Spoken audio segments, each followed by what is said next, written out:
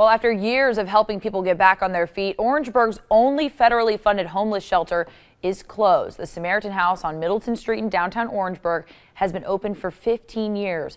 Our Billie Jean Shaw has more behind what is coming at this point as shocking news to this community. Billie Jean?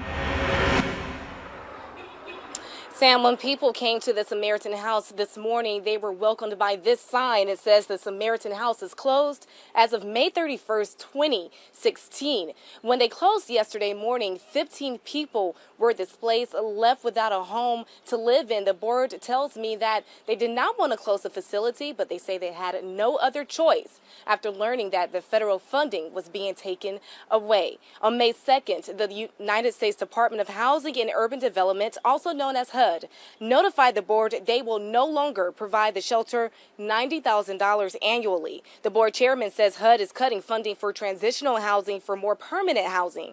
Coincidentally, one of those staying at another shelter says that same budget cut put him out of his home a few months ago. Paul Hucks moved into the Dalton House, which is another shelter in Orangeburg, after he could no longer afford to stay in a motel. Hucks says he feels for the men and women who suddenly had to move out of the Samaritan House.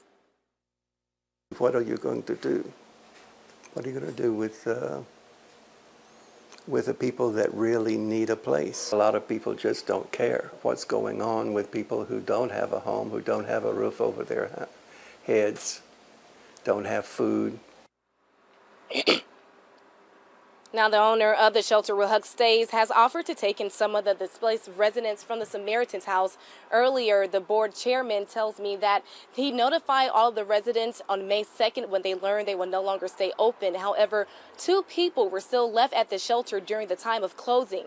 The board placed them in motels. For now, live in Orangeburg, I'm Billie Jean Shaw, WIS News 10.